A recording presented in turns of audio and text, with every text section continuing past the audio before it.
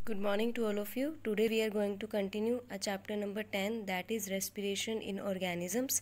हमने हमारी last video में पढ़ा था कि रेस्पिरेशन क्या होता है, डिफरेंस क्या होता है एरोबिक और एनारोबिक रेस्पिरेशन में, और ब्रीदिंग और रेस्पिरेशन में क्या डिफरेंस होता है। सिमिलरली हमने पढ़ा था कि हम लोग मतलब ह्यूमन बींग्स कैसे ब्रीद करते हैं।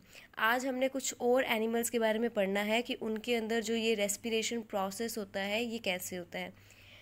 फॉर एग्ज़ाम्पल अमीबा है, पैरामीशियम है, ये क्या है, यूनिसेलुलर ऑर्गेनिजम्स हैं। यूनिसेलुलर ऑर्गेनिजम्स मतलब सिंगल सेल्ड ऑर्गेनिजम्स। इनकी बॉडी में जितनी भी फंक्शनिंग होती है वो एक सिंगल सेल जो है वो परफॉर्म करता है। अब इसके अंदर क्या होगा, एक्सचेंज ऑफ गैसेस जो होता है वो किसके थ्रू होता है, डिफ्यूजन प्रोसेस के थ्रू। इनके आसपास एक सेल मेम्ब्रेन होती है, उसमें से क्या है, गैसेस डिफ्यूज़ होती है और एज अ रिजल्ट इनके अंदर जो एक्सचेंज ऑफ गैसेस है वो परफॉर्म किया जाता है। नेक्स्ट आता है रेस्पिरेशन इन इंसेक्ट्स।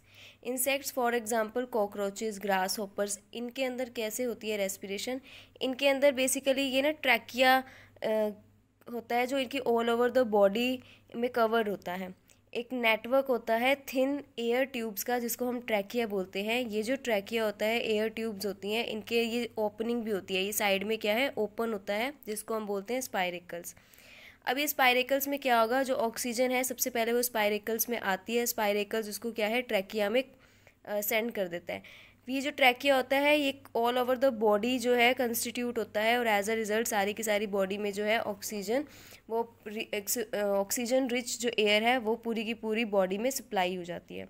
ऐसे ही जो कार्बन डाइऑक्साइड है वो भी क्या होगा, ये जो स्पाइरेकल्स हैं इनके पास आएगी ओपनिंग के पास, मैं सबसे पहले ट्रैकिया उसको लेगा सारे के सारे बॉडी सेल्स से और अल्टीमेटली स्पाइरेकल्स को दे देगा और स्पाइरेकल से क्या है, कार्बन डाइऑक्साइड रिलीज हो जाती है।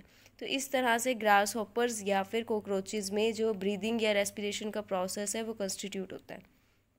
Next is respiration in earthworms. ये सब आपने देखे होंगे, अर्थवॉर्म्स मोस्टली रेनी सीजन में ये काफ़ी ज़्यादा सोइल से निकलते हैं बाहर। ये क्या होते हैं, इनकी मॉइस्ट स्किन होती है और अपनी स्किन से ये क्या है, रिस्पायर करते हैं। Next is frogs. फ्रॉग्स में हम ह्यूमन बींग्स की तरह दो लंग्स भी प्रेजेंट होते हैं। तो ये अपने लंग्स जब बेसिकली लैंड में प्रेजेंट होता है तो ये क्या है, लंग से रिस्पायर करता है। लेकिन फ्रॉग्स जो है वो सर्वाइव कर पाते हैं वाटर के अंदर भी, तो जब ये वाटर के अंदर जाएगा तो ये अपनी मॉइस्ट स्किन से क्या है, रिस्पायर करता है। सो बेसिकली ये दोनों तरीके से रिस्पायर कर सकता है। इसके अंदर लंग्स भी है हम ह्यूमंस की तरह, जिसकी हेल्प से ये लैंड के ऊपर सर्वाइव कर पाता है, वहाँ पे रिस्पायर कर पाता है। ऐसे ही मॉइस्ट स्किन है, मॉइस्ट स्किन की वजह से ये क्या है, बेसिकली वाटर के अंदर सर्वाइव कर पाएगा, वहाँ पे क्या है, रेस्पिरेशन हो जाती है। Next is respiration in fishes. अब फिशेज़ में क्या है, फ़िश जो है वाटर को अपने माउथ के थ्रू लेती है, माउथ के थ्रू वाटर आया तो वो कहाँ चला जाता है, गिल्स में।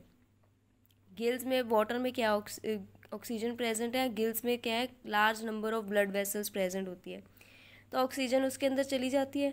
वो जो ऑक्सीजन है वो सारे के सारे सेल्स और टिश्यूज़ तक वो जो ब्लड वेसल्स है वो सप्लाई कर देते हैं। ऐसे ही जो कार्बन डाइऑक्साइड प्रोड्यूस होगी वो भी गिल्स में आ जाएंगी और गिल्स के थ्रू क्या है, वो बॉडी से रिलीज़ हो जाती है। तो इस तरह से फिशेस जो हैं वो भी रिस्पायर करते हैं। रेस्पिरेशन सिर्फ ह्यूमंस में नहीं होती है या स्मॉल एनिमल्स या माइक्रो ऑर्गेनिजम्स में ही नहीं होती है, रेस्पिरेशन प्लांट्स में भी होती है। जैसे आपको पता है फोटोसिंथेसिस प्रोसेस में क्या होता है कि ऑक्सीजन को प्लांट्स लेते हैं और as a result carbon dioxide को प्लांट्स लेते हैं और एज अ रिज़ल्ट ऑक्सीजन जो है वो रिलीज़ करते हैं। तो वो भी क्या है, रेस्पिरेशन के प्रोसेस में ही आता है।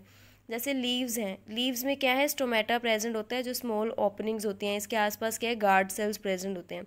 ये जो स्मॉल ओपनिंग्स होती हैं ये एक्सचेंज ऑफ गैसेस में हेल्प करती है, मतलब कार्बन डाइऑक्साइड को लेने में और ऑक्सीजन को रिलीज़ करने में।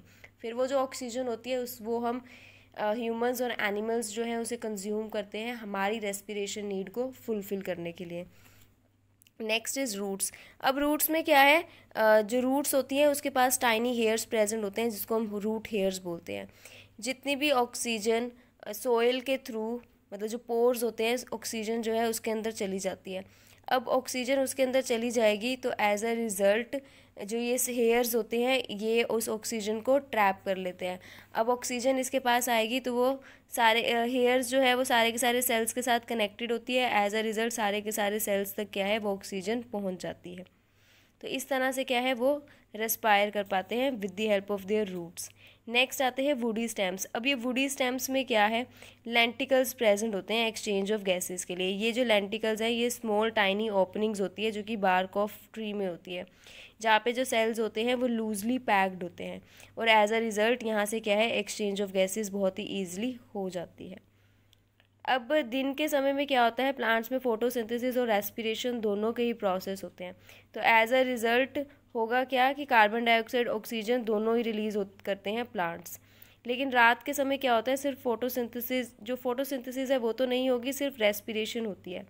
अब सिर्फ रेस्पिरेशन होती है, इसीलिए रात को बेसिकली क्या रिलीज़ करते हैं, वो कार्बन डाइऑक्साइड रिच अमाउंट में रिलीज़ करते हैं प्लांट्स।